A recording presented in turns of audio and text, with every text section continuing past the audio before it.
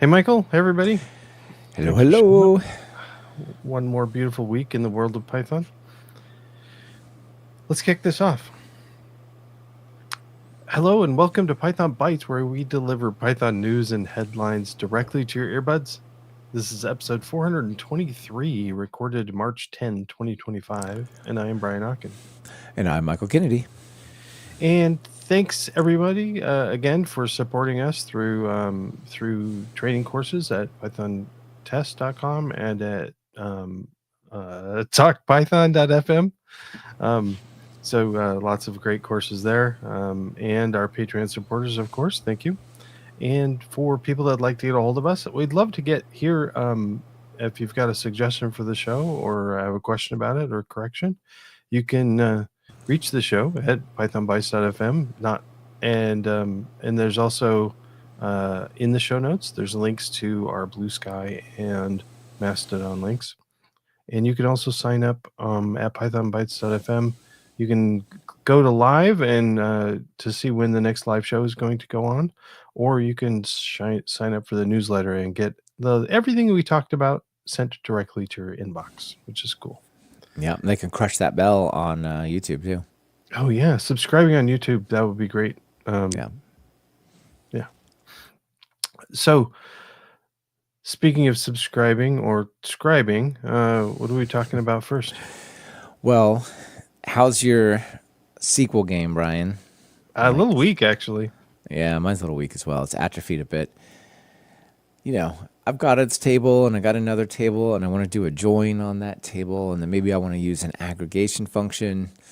How do I do that again? Well, there's a lot of cool tools and libraries around there to solve that. For example, you can use SQL Alchemy or SQL Model, and then you just talk in Python terms and classes and stuff. And then somehow magically deep down when it docks to the database, it'll do that kind of stuff for you.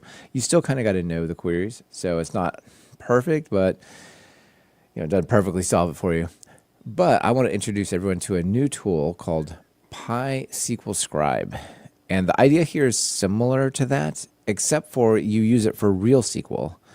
So for example, if you want to know how to do one of these joins or you want to get some support doing that, and you're not already using SQL Alchemy, it's not reasonable to say, well, let me re-implement everything I'm doing in SQL Alchemy so I can ask it a question to get a simple SQL statement that I just want to use outside of SQL Alchemy, right? Okay. So that's kind of what this is. So you can take this thing and you teach it about different things, which database you're using, because even though SQL is a general query language, it does not generally work against any database. Right.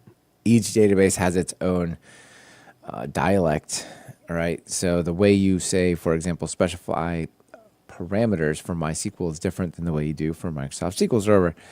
And while they are similar, they're not the same. So what you do is with this is you say, I'm working with this particular database. And then you give it information about your tables, right? So here's a table name, here are its columns, and so on. And then you can just say, create a little builder, and say builder.select this column, that column, from this table, build. And what it builds is it outputs a select or a SQL statement of some sort. So in this case, select the various columns from the table. Cool, right? Yeah. Yeah, but you can do more than that. You can, let's see, you can create your own class by creating a class that is decorated, and then it will know that basically you can create either your own queries or you can create your own like dialect. So for example, here's a MySQL table, so you don't have to specify the dialect because it's a MySQL table. It knows the dialect. And if you go further down here, you can see it understands more complicated things like join. Like first I want to select this thing, then I want to join on that table on this thing, and then build, and it'll write the join statement for you, which is pretty neat. You can also do, like I said, functions. Let me scroll down a tad to that. So for example, if you wanted to write something that did, uppercase in the select statement or max of some value out of there, right, in a group by type of thing. So you could just go and write that in terms of the the SQL scribe, the the PySQL scribe, and then it will actually generate all that for you. So that's pretty neat. And finally, you can combine them if you have one builder inside of another builder type of thing, and it'll join. It's a more complicated thing. So the more you do with SQL, the probably the more helpful this is. If you're just doing real simple select and where statements, maybe not that helpful. But that is my first item. I think it might help some folks. Yeah, I guess you're probably the wrong person to ask, but I was just curious about the use case. So, like, what if you, like, for instance, if I guess if you had an application that the user could select which database they're connecting to, and then you could create the different features based on that, and just, I guess, Yeah, I don't think it's operational in a sense. I think it's more because if you're doing it operationally, just use an ORM. okay, Because it does that, right? I think I would like this thing to help me write the queries because I'm, okay, and then you sometimes just I forget. Like if you're doing data science, you might be connecting to different data sources. You might be going, oh, I want to ask this question, but that's probably a join. How do I do that again? And so on. okay, yeah. I was actually, because I was just thinking about putting an application together, and I was like, it's pretty lightweight. I don't really want an ORM, so I was going to do raw SQL, but then Yeah. So what you might do is you might run this one. You might give it your specification, run it one time, and then hard code the responses as parameterized queries in your Python code, and don't revisit it again until you might need to change the query in a sufficiently complicated way that you can't just like type another column or something. You know what I mean? Yeah. Okay. Yeah. Interesting. Cool. One addition that I added here, added, sort of an idea I added, I guess, is I just as getting ready for this, I just thought, you know what, this is like typing in the names of the columns and the available tables seems like that should be automated. So I don't know if Daniel, the guy who created it, has any interest in this. But I said, hey, wouldn't it be cool if you could give it a create script? Like you can go to your database and say, create an entire create script for the entire database with all the columns and the relationships and indexes and all that kind of stuff. If you could just point it at that, and then it could generate all the tables as an thing you pull in by table name, and then it just automatically knows the structure of everything, of all your tables, right? So I said, hey, maybe you can make it parse a SQL data create data definition language create script sort of thing. So I gave a little example of something you might be able to do there. So who knows if that comes around, if he likes the idea or not, but I think there's some cool ways to expand this. Cool. Nice. Yeah. All right. Over to you. Well, I'm going to add. I'm going to look at a map of Python. So I ran across this article. It's a kind of cool. So the idea is around looking at PyPI's got tons of packages there, but there's a lot of dependencies between them, and it's visualizing kind of how what would it look like if we visualized all of this. So there's a couple of visualizations here, and I actually got a little lost in trying to interpret this, but it's pretty dots. But you can zoom in a little bit on some of these. The scroll wheel works on this to zoom in, and I couldn't figure out what the spacing meant. But anyway, why I'm okay. So since I don't really know what this is doing, why am I covering it?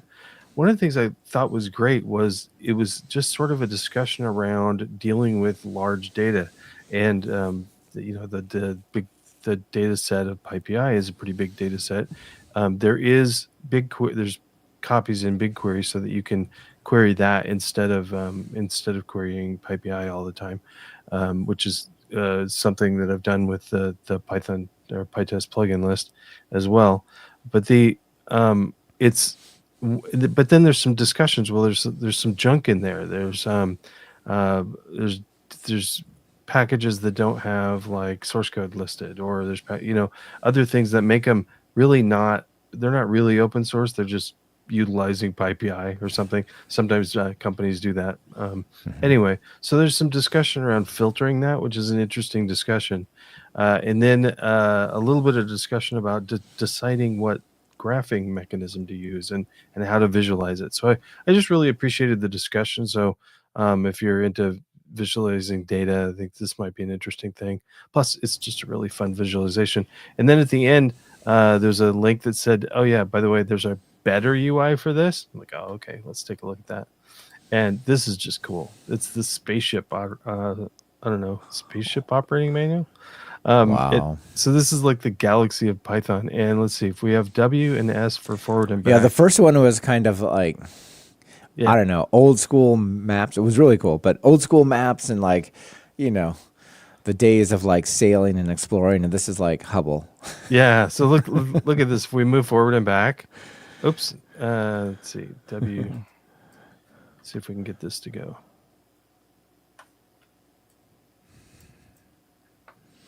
This is great. So for people listening, I'm zooming in, and it's like you're going through a star field, and these are Python dependencies that we're going around in. It's a fun, I don't know, video visualization thing.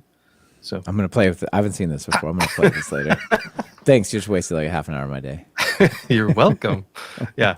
So this is all on GitHub also. So if you want to take a look at how he did the filtering, and I'm linked to this because I'm going to take a look at how he's doing. So even reproduction guide said there's the SQL query. So if you'd like to do some BigQuery stuff for around PyPI, there's an example. There's process JSON, so how he's using the filters and stuff, and then converting it to a graph. So some great, nice open source or nice examples of how to do data and visualization and stuff. So yeah, I love it. It's beautiful. Very, very cool. Yeah, you all have to follow the links to explore it.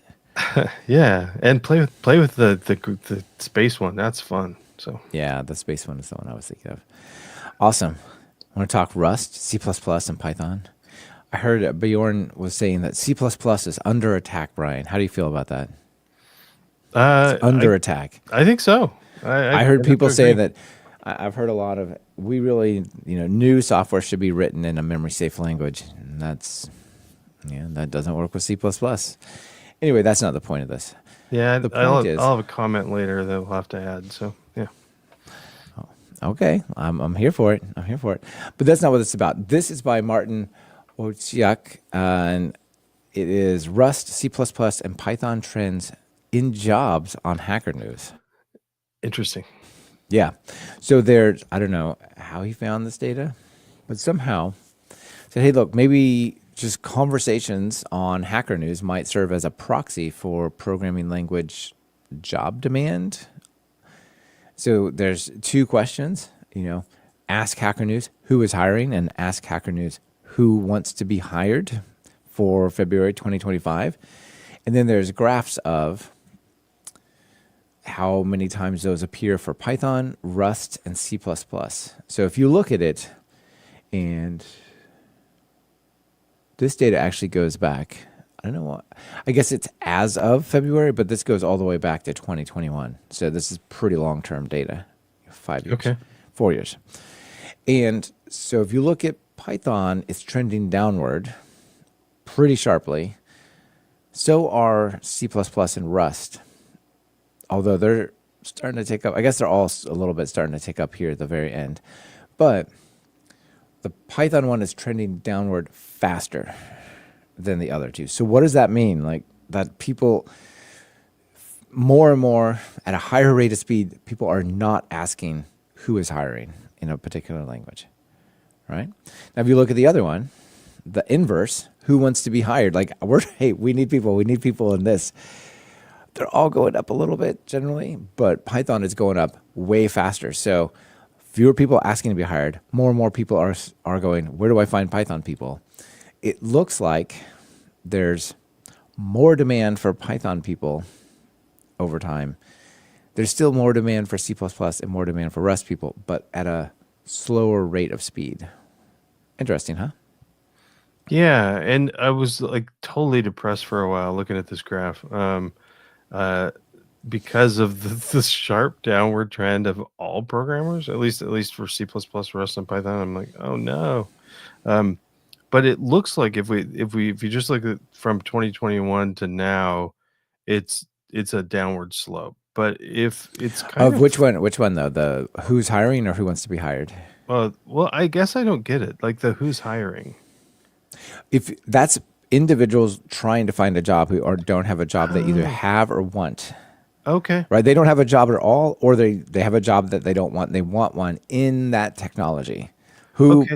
It's who's the trying to hire reverse. Python? Oh, right. So Okay. the fact that that's going down means fewer people are not in a job that they want, right? They're like they're Okay. employed That's a and they're good thing employed then. kind of happily. So the fact that that goes down is good. And then you look at the next one.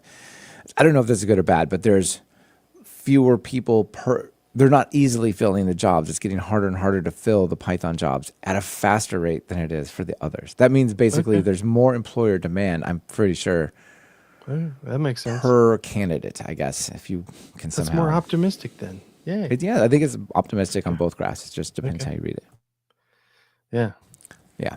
I mean, it's hacker news, right? But it's still an interesting angle, you know? Yeah. I guess my take on the C++ versus other things, or the demise of C++ or whatever. I don't think we're going to see a demise of C++, but there's a lot of stuff. It is difficult to learn. No, no doubt about it. Rust, I think, is difficult to learn too, but it's, I think, more manageable for people to come up to speed on a small project with Rust than Python. But maybe I'm wrong about that. But Mm.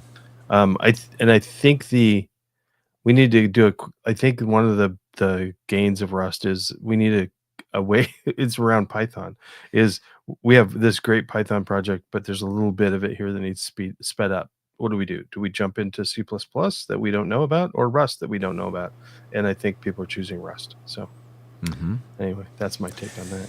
Yeah, I listened to a couple of cybersecurity, computer security podcasts, and there's some really interesting conversations about like if you're gonna, they just did, God, one of them just did an analysis and said, I think 70% of all, 70 or 80% of all security problems with iOS were memory corruption, memory failure issues, right? Off by one on an array, use after free, right? Like the whole category of like things that happen because you're in a memory unsafe language. Microsoft was something like in the 60 to 70% of all security problems with the software has to do with memory issues. Oh yeah. And he goes, you can just go through them like one after another, and they've all got that flavor, if not the exact same numbers. You know what I mean? Yeah. And so if you're choosing new projects to start from scratch, and you're picking some systems level language like C, C++, Rust, whatever, and you don't choose a memory safe language, you're basically choosing to have, 2.5 times as many vulnerabilities in your software. Yeah. And I think that's what my language is under attack feel is. It's like, yeah, but that fact is still a fact, and I'm sorry, but it is, Yeah. And you can do stuff. You can do stuff in, say, C++, right? Right. You use like smart pointers and things that will automatically free them and so on, but probably not for C. But it's still present. There's still sprintf that was, or, printf that was wrong or whatever.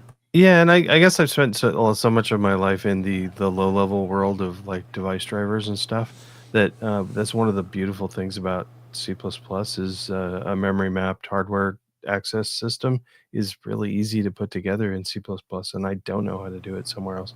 I mean, I'm sure there's ways, but um, and we're always going to have software talk to hardware. So unless it gets really easy to do that in another language, we'll have C++. But anyway. Yeah, or someone builds a little layer Well, there interop probably between already C is, and and C we just don't and know. Rust. I didn't know that. Yeah, So, yeah. I don't either. I don't live in that world these days.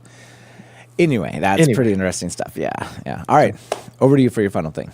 Well, so there is help, and it is only a keyword away. So Occasionally I forget about this. It's so tempting if you have a question about the world of Python or anything, is to just Google something. Or what am I using now? Not Google, something else, some Google alternative. Um, and but there's help there, and it's pretty good. So, linking to Trey Hunter's article, features of Python's help function, and help is is really pretty good with Python, and it's part of built in. I don't know if it was built in from the language at the beginning, but it's been there for as long as I've been using it. But if you say help, you can give it a string, and you can give it you can say help on a function, you can say help on a module, symbols, keywords, topics, objects, and there's useful stuff that often comes out. So this article is talking through some of the things you can do. One of the things that I like is looking at meta help. The meta help is pretty interesting. You can have basically there's a if you say help and give it the quote topics, you get a list of available topics, and you've got stuff like strings. I looked up strings. I'm like, well, I know how to use strings, but I looked it up, and one of the things that strings has is all these escape codes. So, like, what does a line feed code look like, and what's all of those. Those are in Yeah, the like the \t, the \n, but there's got to be some that I don't know. yeah. There's a bunch of others. And so there's a lot of interesting information in here, and I think I remember looking at I don't know, like literals and some of the other things in here. Namespaces is a good one. There's probably a really good discussion around none, and numbers and objects, and there's a lot of great information around Python just available with the help utility. So here we go. Help symbols. So here's all the symbols of Python. So if you're curious what all the keywords, oh yeah, you can just have list all the keywords there. There's really not that many Python keywords. Wow, that's pretty interesting. Anyway, Yeah. don't forget help. So And those keywords are things that you can't use as variables or functions or let's say symbols more broadly in Python. I just realized that from this PySQL scribe. I was like, why do you have to say select thing, then dot from underscore? oh And I knew that the old parser that would probably be the case, right? Because yeah, it just looks for the word from. But with the new like peg parser forward looking thing, I thought, oh, it's going to be smart enough to know that this is being used as an expression and not a keyword. No. So you can say help symbols and or keywords, and those are the things you can't name symbols at all. yeah. You don't really have to memorize them though, because Python will not let you. Like it's That's just true. It's going to be like, hey, that's a keyword. yeah. Don't do that. I can't do that. So. Yeah, for sure. For sure. All right. Extras, what do you think? Yeah, extras would be great. You got any? You got any? Yeah, I got one. Quick. So last week I mentioned that Granion's going strong. How many stars? We're up 3,200. This is the Rust-based one Oh that is yeah. that basically is like a handy wrapper around Hyper, right? Okay. Which Hyper is a Rust HTTP engine, and that has 15,000 stars, so you're quite popular.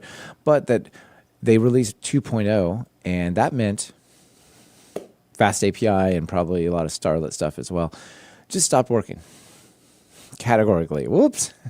Well, the next day, out rolls patch release 201, changes since 2.0, fixed a regression bug preventing any I/O to thread.run sync to work.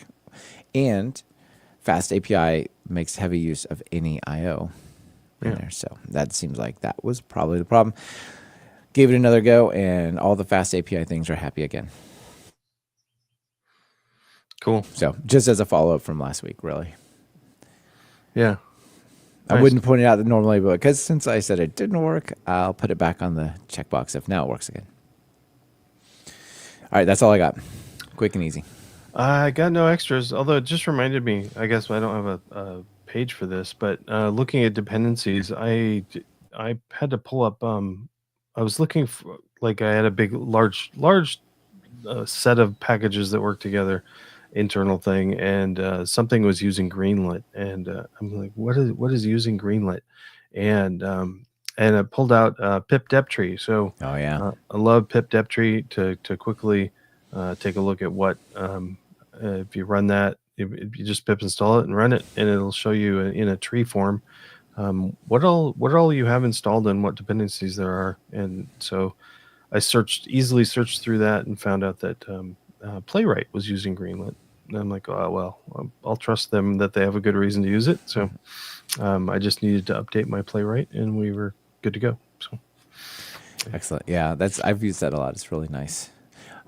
I use the UV pip compile thing, which now embeds that information into the requirements.txt file, which is nice as well. oh yeah, okay. Yeah. So I haven't used it that much lately, but yeah, if you're in any project that doesn't have one of those generated files, then it's. And the another problem you can run into with just having it generate this stuff is, I don't know about you, but when you add stuff to your requirements file, be that pyproject.toml or requirements.txt equivalent or whatever, it's easy to put stuff in there and then not take it out because it's like, I don't think I'm using it anymore, but it could break stuff. And what's it hurting in there? Like it can become real easy for that to become stale. So, Yeah. You get a little better look of it from pipdevtree maybe. Anyway, how about a joke? Sounds good. All right, I brought a series of battling conspiracy theories to do with technology here. That sounds fun, right? Yeah. So here's a flat earther. I'm all here for making fun of flat earthers. I'm a computer engineer, and I affirm that the earth is flat. From apparently John Davis, the secretary of the Flat Earth Society. You are not alone, Brian. Just because no one else around you thinks the earth is flat, that doesn't mean there's not a whole hive of people on the internet. All over the globe. All over the globe. So what is the response? Okay. I'm a geologist, and I say that computers work because there are very small people inside doing all the work. Yeah. Back at you. I think right back at you.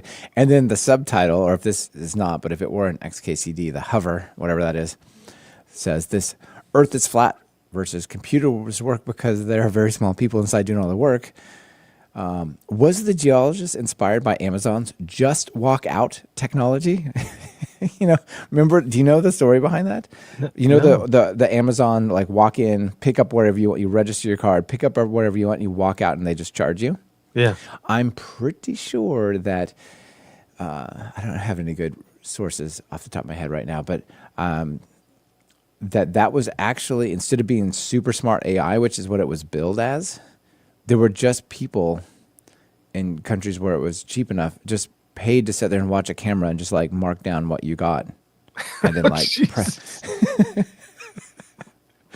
and someday maybe it was supposed to eventually become powered by AI and video recognition, but the working versions were just people watching you on camera and marking it down as you picked up and put down stuff.